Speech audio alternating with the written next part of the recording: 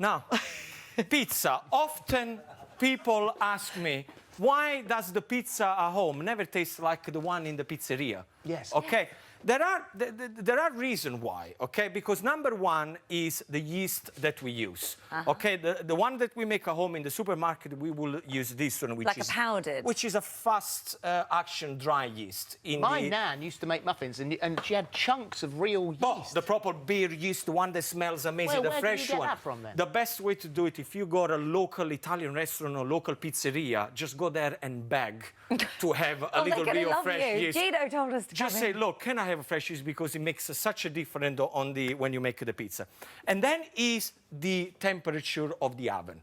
Remember, in restaurants, I have restaurants, our temperature is about 450 degrees when it goes in there. So you make the pizza, goes into the oven. Put the oven to the highest it can be. Look, an average household temperature would have 220, 240 degrees, okay?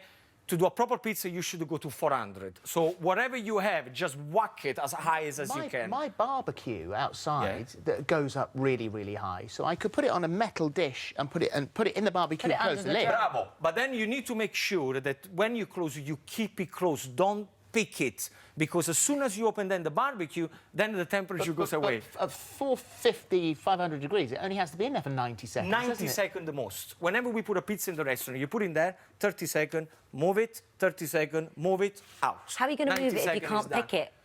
Well, that's his problem. That he wants to use the barbecue as a, I don't know, I've never done it on the barbecue. Okay, go for it. That's your section. Okay. This is your section, this is mine. Let's talk about the dough first. Very simple, pizza flour. 0, 00, doesn't really matter. Use a flour that is strong, goes in there. Really, I'm not going to show you how to do the dough because it's extremely boring. I'm just going to give you an idea.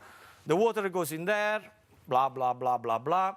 Then you put the yeast, blah, blah, blah, blah, blah. The yeast is going to react, it does the bubble, blah, blah, blah, blah.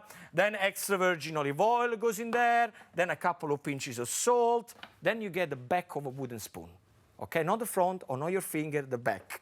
And you start to mix everything together. We've been through this one. Why the back of a wooden spoon? Why the back of a wooden spoon, Philip? I don't know. Because Can't remember. Because then you can use the spoon in a minute. No, because if I put my hands in there now, when it's all wet... Why not the big bit? Because then it gets all stuck on the flat part of the wooden spoon. Oh, okay. By using the back, look, everything comes together, nice and tittle, and then what you do, like that, and it's quite easy. Okay, that and makes sense. And then at that point, you put your hands in there when it's not too sticky. Okay, so you can And then you need it a lot? You need it for about 5 minutes, like you do with the bread. Then you put it into a tray. So you oil your tray first. You put your bowl there. You cover it with cling film. And the reason why you do that, you don't want to create a crust. You put it at room temperature in your house. 10, 15 minutes, job is done. Take the cling film out.